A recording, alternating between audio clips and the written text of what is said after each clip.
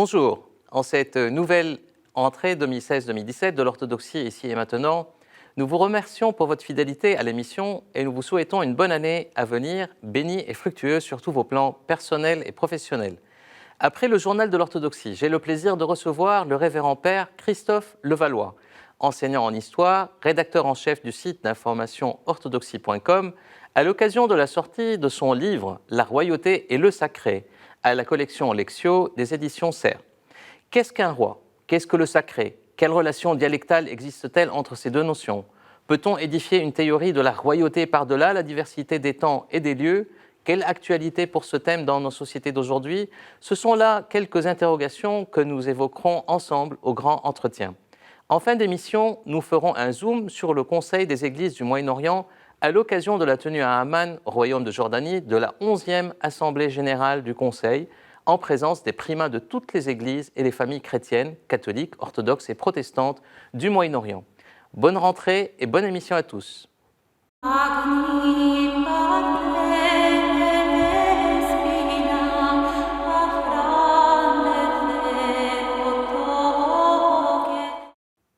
Paris, reprise après une année d'interruption des cours à l'Institut de théologie orthodoxe Saint-Serge, qui a organisé son université de rentrée les 22 et 23 septembre autour du thème « La dynamique panorthodoxe et le Saint et Grand Concile ». Paris toujours, les 4 bulbes de la future cathédrale orthodoxe russe dédiée à la Sainte Trinité, au quai Branly à Paris, ont rejoint le bulbe central et trônent désormais sur le bâtiment. Les derniers travaux sont en cours avant l'inauguration officielle du centre en octobre prochain par les 2 présidents français et russes et la consécration de l'Église par sa sainteté Cyril, patriarche de Moscou, vraisemblablement en décembre. Strasbourg, une autre cathédrale russe dédiée à tous les saints est en cours de construction bien avancée. Servagère, l'office de dédicace de l'Église du camp de l'Action chrétienne des étudiants russes dans le Vercors, a été présidé par l'archevêque Jean de Hariopolis le 17 juillet dernier, en présence de nombreux jeunes, membres et amis de l'ACER MJO.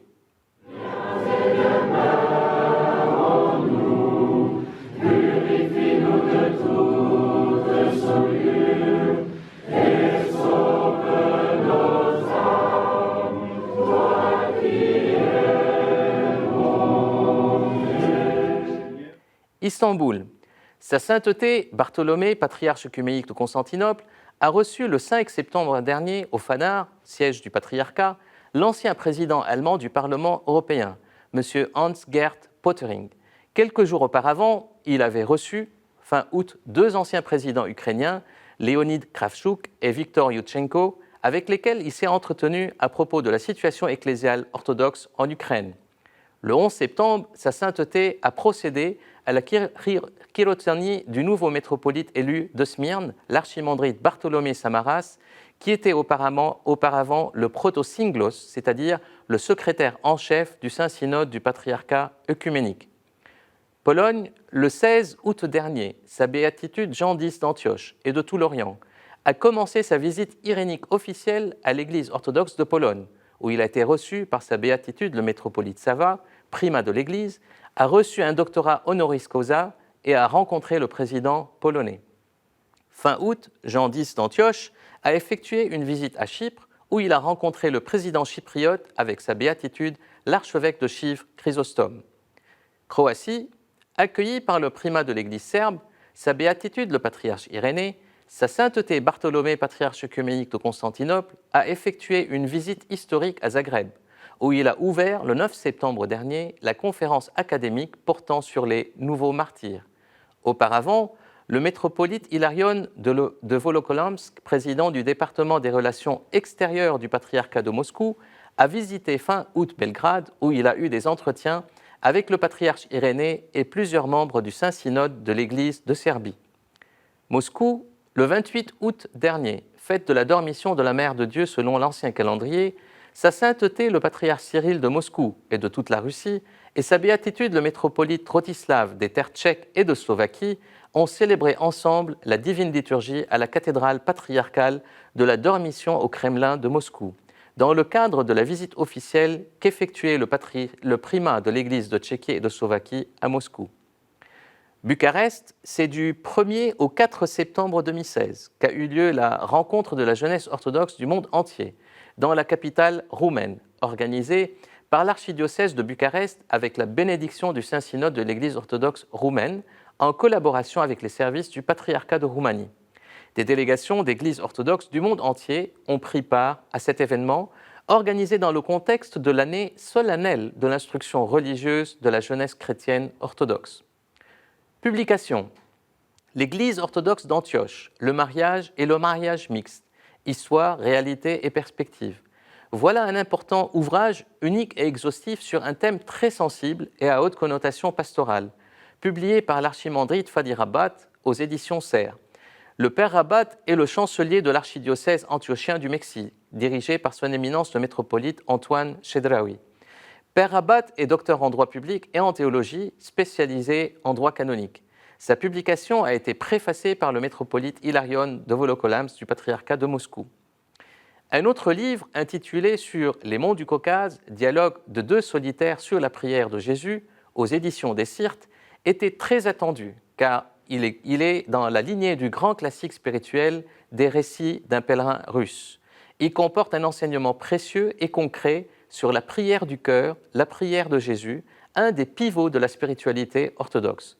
L'ouvrage est également préfacé par le métropolite Hilarion de Volokolamsk du patriarcat de Moscou. Signalons aussi la parution dans la collection des grands spirituels orthodoxes du XXe siècle, dirigée par Jean-Claude Larcher, de La vie de Saint Sava, écrite par celui qu'on appelle le Chrysostome serbe, Saint Nicolas Velimirovitch. Vient de paraître également dans les éditions Jade un excellent CD de chants orthodoxes, Sainte russe, garde la foi orthodoxe, de la chorale des jeunes de la Laure des grottes de Kiev, à entendre certainement. En termes d'agenda, les 20 ans de la fondation du Skit Sainte-Foy, un monastère orthodoxe dans les Cévennes, sera célébré le 6 octobre prochain autour de Monseigneur Jean, l'archevêque Jean de Chariopolis. Le Skit est un lieu connu et reconnu de spiritualité et d'accueil des pèlerins, dirigé par le père Gérasime qu'on a reçu dans cette émission, où les moines témoignent de leur foi par la photo, la cuisine et le chant. Un bon pain, un bon fromage, un bon miel font des frères, ils disent aussi. Un livre, Fondation du Skit Sainte-Foy en Cévennes, édité pour l'occasion, retrace les différentes étapes de fondation et de développement du monastère. Exposition, icône trésor de réfugiés, jusqu'au 13 novembre 2016 au Musée d'Histoire de Nantes, en partenariat avec le Musée byzantin et chrétien d'Athènes. C'est l'occasion de découvrir les pièces exceptionnelles de l'exposition Trésor de réfugiés, portant sur les réfugiés grecs d'Asie mineure après la Première Guerre mondiale, présentée en 2009 à Athènes.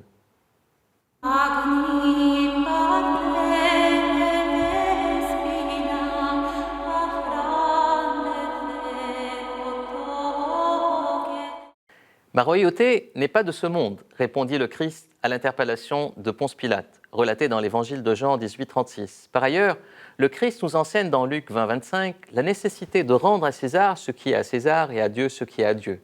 Ce qui, en quelque sorte, constitue la première forme de laïcité de séparation dans l'histoire, bien avant notre laïcité de 1905. Mais alors, que signifie être roi, être César? Le paradigme de la royauté, qu'est-ce? En quoi est-il fondateur de notre vécu et de son dépassement? Existe-t-il une seule royauté, celle d'en haut? Qu'en est-il des royautés d'ici-bas? Comment les unes sont liées aux autres et les prédéterminent? Qu'est-ce que le sacré? Quelle relation dialectale existe-t-elle entre la royauté et le sacré? Pourquoi ces deux notions sont-elles liées l'une à l'autre? Peuvent-elles être déconnectées l'une de l'autre et être dévoyées? Peut-on édifier une théorie de la royauté par-delà la diversité des temps et des lieux? Quelle actualité pour ce thème dans nos sociétés d'aujourd'hui? Nos sociétés sont-elles exemptes de sacré et de royauté, ou bien nous souffrons d'un trop-plein de sacré et de formes de royauté, mais tout autant inavouées? Ce sont là quelques interrogations fondamentales que suscite la lecture d'un livre passionnant et passionné, que nous propose à la réflexion le père Christophe Levallois. Il s'agit là en effet d'un livre clair et éclairant, fort et interpellant, riche et enrichissant, qui nous pousse à réfléchir en nous montrant comment les questions de la tradition et de la filiation, de l'autorité et de la légitimité, liées à la figure du prince du politique, demeurent d'une surprenante actualité. Père Christophe est enseignant en histoire, géographie en lycée, rédacteur en chef d'orthodoxie.com, prêtre à la paroisse Saint-Séraphin de Sarov à Paris. Il a réalisé récemment des spectacles artistiques et poétiques Il est l'auteur de plusieurs livres. Son précédent ouvrage porte sur la communication d'Église, Prendre soin de l'autre, une vision chrétienne de la communication. Père Christophe, bonjour. Bonjour Carole. Ce livre est passionnant. En fait, c'est un petit livre de petit format, mais il est très riche, très dense, et il ouvre beaucoup de perspectives. Et je pense que c'est essentiellement ce que vous cherchiez à faire, de pousser les gens à réfléchir. Oui. D'où est venue cette idée ? C'est une idée qui est venue de très loin. C'est d'une part en observant la société, l'évolution des sociétés, et en même temps en m'interrogeant sur l'être humain. L'être humain, le cosmos, la société, lorsque l'on met en relation tout cela, on se rend compte que la royauté, ce qu'exprime la royauté, est au cœur de toutes ces relations. Justement, c'est quoi la royauté ? Comment on définit la royauté et le sacré ? Parce que le terme de sacré peut être ambigu aussi. Oui, c'est quelque chose sur lequel vous avez raison. Alors, pour le mot royauté, la royauté est à la fois la centralité et l'interface. Centralité aussi bien dans une société, mais il y a aussi une royauté intérieure que je développe dans mon ouvrage, et également une royauté cosmique, une royauté qui est le Christ, à la fois cosmique, mais aussi une royauté astronomique avec l'étoile polaire.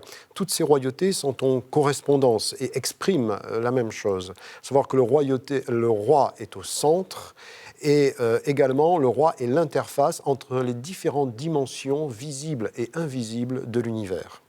Donc c'est un principe d'ordonnancement, quelque part. C'est un principe d'ordonnancement et c'est un principe de mise en relation. Parce que c'est par le centre que se font les mises en relation des différentes dimensions de l'univers. Et d'ailleurs, aussi spirituellement, nous-mêmes, par notre centre, par le cœur, que nous entrons en relation avec Dieu. Et donc quand le Christ dit « ma royauté n'est pas de ce monde », il fait référence à là aussi une forme de dichotomie entre une royauté, la royauté, qui est celle en fait du Christ, et les différentes royautés qui existent peut-être dans le monde. Alors, les différentes royautés qui existent dans le monde, dans les sociétés anciennes, étaient des royautés qui étaient en ressemblance, en quelque sorte, qui étaient à l'image, justement, de cette royauté qui ne passe pas. Parce que lorsque le Christ parle de cela, il fait allusion, justement, aux paroles qui ne passent pas, à ceux qui passent et à ceux qui ne passent pas. C'est là où est la grande différence. C'est que tout ici-bas passe, tandis que ce qui est dans le ciel, le royaume justement du Christ, est de l'ordre de ce qui ne passe pas. Voilà où est la différence et voilà donc sur quoi apportent les paroles du Christ. Alors pour revenir sur le mot sacré que vous avez évoqué, qui est extrêmement important parce qu'il y a des confusions par rapport à cela. J'en parle dans mon introduction, car le mot sacré est à prendre avec des réserves. Il établit une séparation, un dualisme entre ce qui est sacré ou ce qui serait sacré et ce qui est d'ordre profane. Or, dans le christianisme et dans la tradition biblique, également de façon plus générale, il n'y a pas cette dichotomie. Bien sûr, il y a une différence entre le pur et l'impur, mais il y a surtout un appel à la sainteté et à la transfiguration. Le monde a chuté, la chute de l'être humain a rejailli sur le monde, c'est dans la Genèse, mais l'action de l'être humain aussi peut transfigurer la totalité du monde. Donc il n'y a pas une partie profane qui serait exclue de cette transfiguration et une partie sacrée qui, elle, lui serait complètement dévolue. Par contre, on aime dire que s'il n'y a pas de profane, il y a par contre beaucoup de choses qui sont profanées et il y a beaucoup de profanation dans le monde. Ben justement, c'est aussi cette réflexion intéressante parce qu'elle peut être en relation aussi avec la conception chrétienne de l'environnement, en fait, de la responsabilité de la personne humaine comme jardinier, quelque part, je dirais, de l'humanité. C'est dans la Genèse, c'est le rôle donné par Dieu à l'être humain, le jardinier de l'Éden. Et donc, de ne pas défigurer, mais il est appelé à transfigurer l'humanité, en fait, à transférer la création, tous les éléments matériels et immatériels en fait, de la création sont appelés à être transfigurés. C'est-à-dire que l'être humain a une responsabilité vis-à-vis de la création. Et donc, cette royauté, elle a été conférée à l'être humain par le Seigneur, pour celui qui est croyant, je dirais. Donc, le principe fondateur de la royauté, d'une certaine manière, n'est pas dévolu à une seule personne, mais elle est dévolue à tout baptisé. C'est ça un peu le sens du sacerdoce royal Oui, parce qu'il y a une centralité. La centralité, c'est le Christ qui est dans le cœur. Je vis, mais ce n'est plus moi qui vis, c'est le Christ qui vit en moi, dit l'apôtre Paul dans l'Épître aux Galates. Il y a toujours cette idée de centralité, de présence de la divinité. Et finalement, j'emploie le terme sacré parce que c'est un terme pratique et bien compris. Mais cela signifie que la divinité est présente là, aussi bien dans l'être et dans l'action de l'être dans le monde. Nous sommes d'une certaine manière les ambassadeurs du Seigneur, ici-bas. Et d'une certaine manière, est-ce qu'il n'y a pas une forme de difficulté, je dirais, par rapport aux anciennes monarchies, qui étaient des monarchies absolues, des royautés absolues, et qui se considéraient un peu de droit divin, par rapport à cette, justement, conception chrétienne, qui est, quand on dit monarchie absolue, c'est une monarchie qui ne peut pas souffrir d'aucune composition ou d'aucun compromis, parce qu'elle est de droit divin, alors que la conception chrétienne, c'est que tout baptisé a déjà un sacerdoce royal.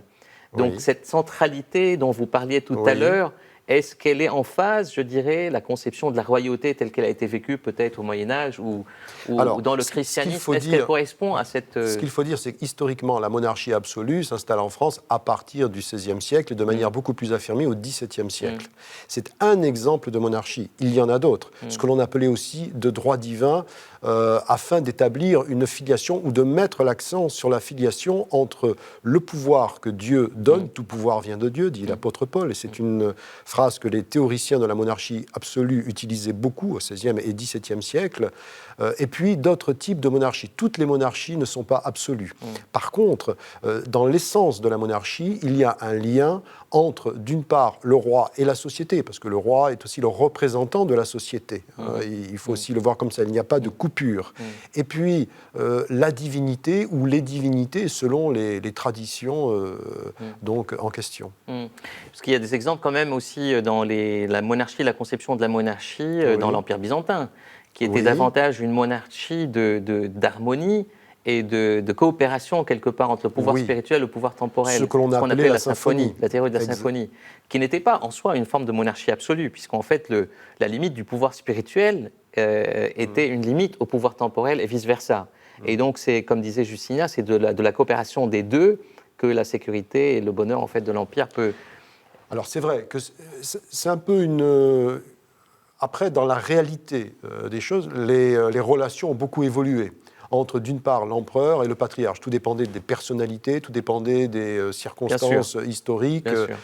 Il y a une sorte de théorie englobante, mais dans la réalité, les choses étaient parfois très différentes. Et l'empereur, notamment au premier millénaire, vous parliez de Justinien, avait un rôle religieux aussi extrêmement important, voire théologique, extrêmement important, en héritage, finalement héritier en cela de l'empereur romain, de Constantin par exemple, puisque c'est lui qui a convoqué le concile de Nicée, et puisque c'est lui qui l'a présidé, concile de Nicée qui s'est tenu dans le palais impérial. Absolument, absolument. Et qu'en est-il de l'actualité de ce thème? Parce qu'aujourd'hui, dans nos sociétés, on parle souvent de monarchie constitutionnelle, qui est une sorte de limitation aussi à cette notion de monarchie absolue qui existait avant. Est-ce que la royauté est toujours avouée ou inavouée dans nos sociétés? Est-ce que le sacré aussi est-il avoué ou inavoué dans nos sociétés? Et comment, en fait, l'actualité de ce thème, qui parle beaucoup aussi aux politiques, à la légitimité du pouvoir politique, la légitimité de la représentation, comment cette actualité, vous la voyez? Alors, je pense qu'il faut distinguer le mot monarchie, qui peut aussi s'appliquer à la République. Parce que ce n'est pas une réflexion politique que vous faites ici dans ce livre. En fait, ce n'est pas une réflexion politique, mais ça touche aussi le politique. Ça arrive à la limite du politique. Oui. De ce que j'aime appeler la res publica, la chose publique. C'est ça. Il y a donc le terme monarchie. Un président peut être monarchique. Et d'ailleurs, parfois dans le discours politique, ça ressort. Bien sûr. Ça ressort aujourd'hui. La royauté est plus dans le sens de la relation entre le haut et le bas. Et le roi faisant l'articulation, étant chargé de faire cette articulation et d'établir les relations entre le monde céleste et puis, d'autre part, le monde terrestre. Dans la monarchie, ça veut dire le pouvoir qui appartient à un seul, ou un seul a le pouvoir. Donc, un président peut très bien avoir une pensée monarchique, et de fait, il l'est. Et lorsque Aristote ou d'autres penseurs de l'Antiquité évoquent la monarchie, ce n'est pas forcément sous la forme d'une royauté. Alors, ceci étant dit, il est évident qu'aujourd'hui, cela pose l'articulation de l'un et du multiple. Dans la vie politique, dans la chose commune, la res publica, finalement, d'une société. Aujourd'hui, il en est question. J'évoque rapidement dans mon livre la Constitution de la Ve République, où on a une excellente articulation entre le pouvoir d'un seul, le pouvoir, donc, qui est monarque d'une certaine manière, le pouvoir du petit nombre qui correspond à l'aristocratie des Grecs, le petit nombre étant le gouvernement, le parlement, les responsables politiques, et puis le plus grand nombre, le pouvoir démocratique, les citoyens électeurs. Donc il y a une excellente articulation. Donc cette réflexion sur la monarchie est toujours une réflexion présente. C'est une réflexion présente dans la vie de tous les jours, même y compris dans une entreprise. Oui, bien sûr. Et ça pose pas mal de problèmes parce que ce que vous disiez en fait sur la monarchie, que c'est une forme de transcendance, c'est-à-dire que la perception du monarque aussi dans l'esprit des gens, du peuple, de toutes catégories confondues, c'est aussi une forme de besoin de transcendance. Lorsque dans nos sociétés, par exemple, aujourd'hui, la crise du pouvoir politique existe, c'est que on a voulu rentrer dans une forme de normalité. D'ailleurs, le président Hollande, par exemple, de parler de lui-même en fait comme étant le président normal. Or, c'est l'inverse en fait qui est attendu d'une certaine manière. C'est-à-dire, on a besoin de penser que celui qui est à la première place est d'une certaine manière un monarque, même si on ne l'avoue pas. Est-ce qu'il n'y a pas cette antinomie aujourd'hui dans les besoins et dans la manière de projeter dans le politique en fait ces besoins ? Alors je pense que l'on a besoin, parce que vous évoquiez le sacré aujourd'hui, on a besoin que des personnes établissent les relations, soit fassent le pont. J'évoque le mot de pontifex, le faiseur de pont, qui était auparavant un terme donc, qui se rattachait au roi de Rome et puis qui a été repris aussi par l'empereur, pontifex maximus, et par la suite repris par la papauté. C'est-à-dire celui qui fait un pont, qui met en relation. Des mondes aussi bien visibles et invisibles. Et ça, on en a toujours besoin parce que ça ouvre les horizons et ça fait avancer la société. Donc c'est indispensable. Après, pour la question du sacré, que vous évoquiez aussi, le sacré aujourd'hui, qu'en est-il ? Je pense qu'aujourd'hui, le sacré est diffus dans la société. Alors d'un côté, c'est réjouissant, et de l'autre côté, c'est aussi inquiétant parce que ce monde de la transcendance est un monde complexe, est un monde compliqué et qui peut même être dangereux éventuellement si l'on s'y aventure sans éléments, sans enseignement, parce qu'on s'aventure dans un monde que l'on ne connaît pas. Mais quand même, ça reste un besoin. Je veux dire, le besoin du sacré, qui est un besoin, ça reflète le besoin de la transcendance. Oui, parce que c'est dans l'être humain. Du dépassement de soi. C'est dans l'être humain. C'est dans la personne humaine. Cette personne humaine, elle a toujours besoin de cela. Et l'un des drames de notre société, c'est de mutiler cette dimension essentielle de la personne. C'est celle qui lui ouvre des horizons, c'est celle qui fait avancer, et je crois même profondément que c'est celle qui lui donne son humanité. Le 21e siècle sera spirituel, ne le sera pas. Souhaitons-le. Un autre l'a dit. En tout cas, merci beaucoup. C'était excellent et je pense que c'est un traité excellent livre. C'est un petit format, mais dense et plein de réflexions. Merci, Carole. Merci.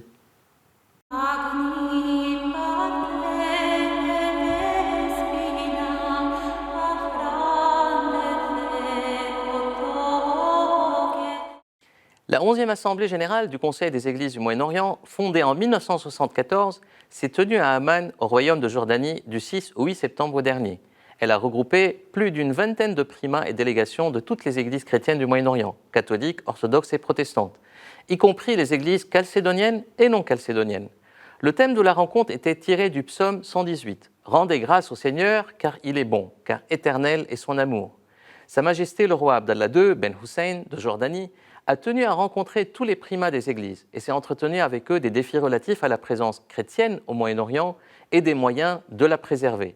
Côté orthodoxe, étaient notamment présents le patriarche de Jérusalem, Théophilos, le patriarche d'Antioche, Jean X, l'archevêque Chrysostome de Chypre, le patriarche Théodore II d'Alexandrie. Le pape et patriarche copte orthodoxe Tawadros II a aussi fait le voyage. Le message final de cette 11e assemblée fait savoir que les primats des églises chrétiennes ont remercié les responsables musulmans qui se sont engagés dans le refus de l'extrémisme, de la violence, ont affirmé le respect de la diversité et œuvrent au maintien de la présence chrétienne dans le monde arabe.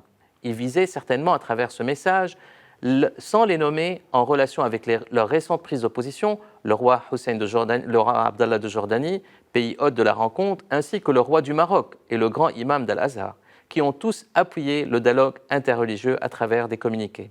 Il est question aussi, dans le message, d'une délégation du Conseil des Églises du Moyen-Orient pour aller rencontrer les responsables des grandes institutions musulmanes, comme l'université sunnite d'Al-Azhar au Caire et l'université chiite de Qom en Iran.